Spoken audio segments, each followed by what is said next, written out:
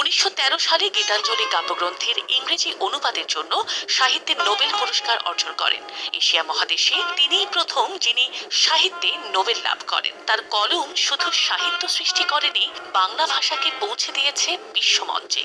1878 থেকে 1932 সালের মধ্যে তিনি বিশ্বের 30টিরও বেশি দেশ ভ্রমণ করেন। বিভিন্ন দেশে বক্তৃতা ও মতবিনিময়ের মাধ্যমে ছড়িয়ে দেন মানবতা, শিক্ষা ও বিশ্ব শান্তির দর্শন।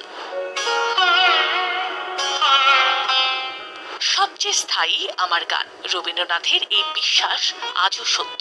তার 2000-এরও বেশি গান বাঙালির সুখ দুঃখ, প্রেম, প্রকৃতি, পূজা ও দেশপ্রেমের চিরন্তন ভাষা হয়ে আছে। তার লেখা আমার সোনার বাংলা বাংলাদেশের এবং জনগণ মন ভারতের জাতীয় সঙ্গীত।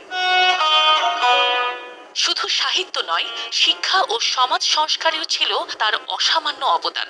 1901 সালে শান্তিনিকেতনে প্রতিষ্ঠা করেন ব্রহ্মচর্যাশ্রম, পরে গড়ে ওঠে বিশ্বভারতী বিশ্ববিদ্যালয়। 1921 সালে প্রতিষ্ঠা করেন শ্রীনিকেতন। প্রজা হিতৈষী জমিদার হিসেবে কৃষকদের জন্য কৃষি ঋণ ব্যবস্থাও চালু করেছিলেন তিনি। 1919 সালে জালিয়ানওয়ালাবাগ হত্যাকাণ্ডের প্রতিবাদে ব্রিটিশ সরকারের দেয়া নাইটহুড উপাধি ফিরিয়ে দিয়ে অন্যায়ের বিরুদ্ধে এক ঐতিহাসিক অবস্থান নেন।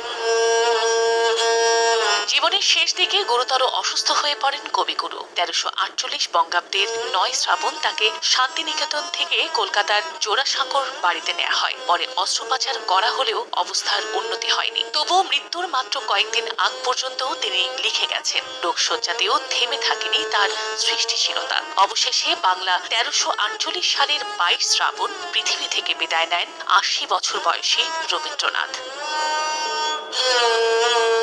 রবীন্দ্রনাথ ঠাকুর কেবল একজন কবি নন, তিনি বাঙালির আত্মপরিচয়, মানবিকতা, অসাম্প্রদায়িক চেতনা এবং সৌন্দর্যবোধের এক চিরন্তন প্রতীক।